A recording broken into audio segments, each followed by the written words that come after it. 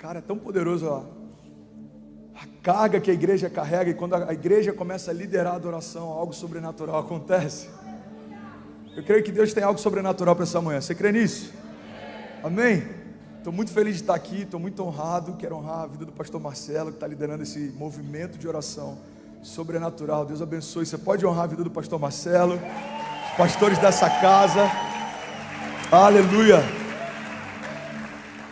Bom, para quem não me conhece, meu nome é André Fernandes, eu sou pastor da Lagoinha Miami. Eu tenho um costume, eu nunca ministro sozinho, eu preciso pelo menos de uns 10 incendiários aqui nessa manhã. Tem algum incendiário aqui essa manhã?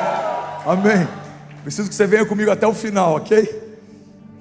Se tiver como deixar um time lá, pastorzão. Se deixar, a gente vai embora.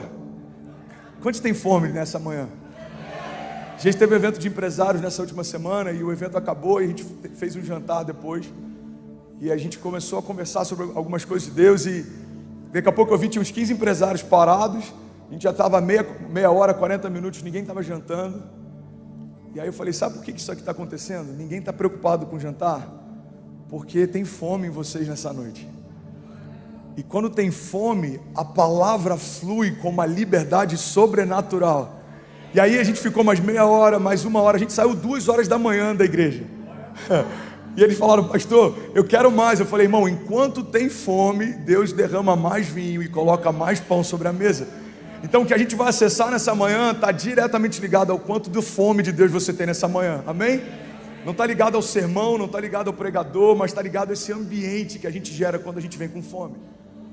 E eu quero compartilhar nessa manhã algo bem simples, sobre 3 coisas que Jesus nunca falou. Porque a gente está muitas vezes perseguindo coisas como se fossem de Deus, mas Deus nunca falou para nós.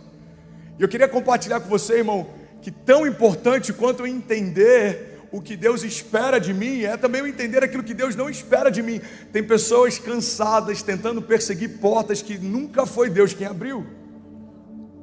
Irmão, tem gente cansada tentando lutar batalhas que nunca foi Deus quem te chamou para lutar. E quando as suas verdadeiras batalhas chegam, você está cansado demais, porque gastou tempo lutando batalhas que não eram suas.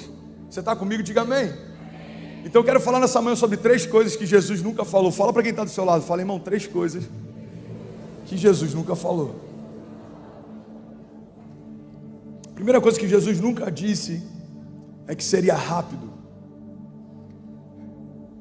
E eu sei que essa frase nem todo mundo se alegra, porque talvez uma das suas inquietações seja, Deus, por que está demorando tanto?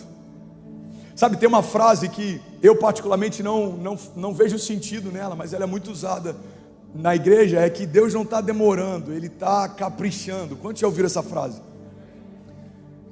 Se eu acredito que Deus precisa de mais tempo para caprichar naquilo que Ele vai fazer, eu preciso entender que Deus então precisa de tempo para fazer aquilo que Ele pode fazer da noite para o dia. Deus não precisa de tempo para caprichar ou para fazer o que te prometeu. Deus está dando tempo para você se preparar para receber o que Ele prometeu.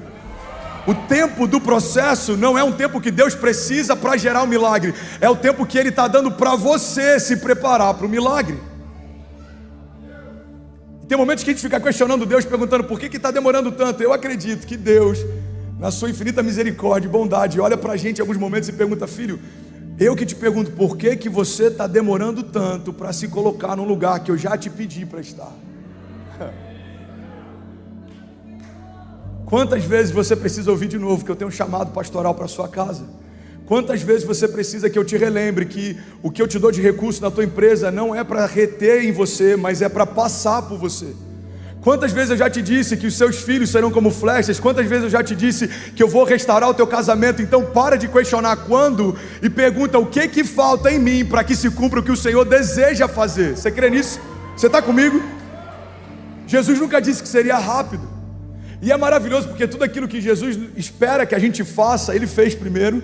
Tudo aquilo que Jesus espera que a gente entregue, Ele entregou primeiro. Jesus não veio pronto dos céus, não desceu com 30 anos de idade, não veio uma comitiva angelical, não veio um coral de anjos dizendo, esse é o Salvador. E Ele começou o ministério, 3 anos e meio depois Ele ascendeu aos céus. Não é assim que aconteceu com Jesus. Jesus foi gerado de uma forma sobrenatural, anunciado de uma forma sobrenatural. Deus quebra o silêncio através da vida de João Batista, o último profeta de uma antiga aliança, gerado num ventre estéril, para apontar o caminho e dizer quem seria o Messias, gerado num ventre virgem. Irmão, você já parou para perceber que Deus pega um ventre estéril para gerar aquele que vai anunciar o Messias, e ele é gerado dentro de um ventre virgem? Deus está dizendo: eu não dependo de um ambiente fértil para gerar, eu torno fértil aquilo que não podia gerar vida. Isabel, você é estéril? Então receba agora a voz que clama no deserto. Maria, você é virgem? Então receba agora o meu filho que vai trazer salvação. Então Jesus, ele é gerado de forma sobrenatural, criado de forma sobrenatural. Jesus, ele aprendeu um ofício.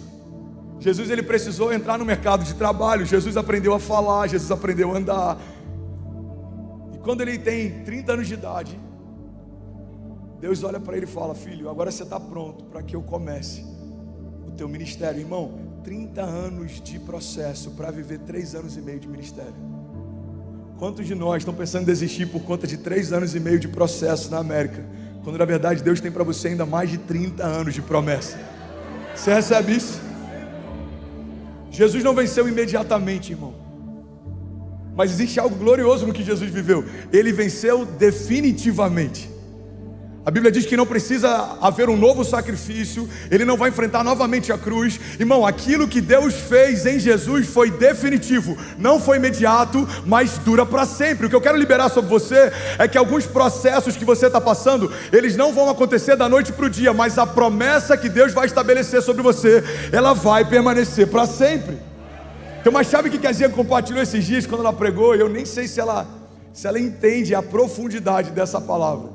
Tão simples, mas é tão poderosa, que a Zena compartilhou o seguinte: os processos, eles são dolorosos, mas o tempo do processo dura muito menos do que o tempo da promessa.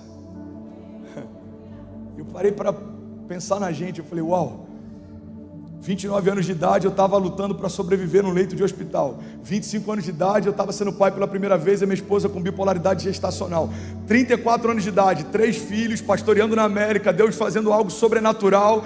Então o tempo que eu passei de provação foi infinitamente menor do que o tempo que Deus está dando para a gente de desfrutar. Eu quero liberar isso sobre você, irmão. Existem processos que Deus está permitindo você viver, para que você tenha caráter para sustentar a unção que Deus quer liberar. Você precisa de caráter para sustentar a unção que Deus quer derramar sobre você.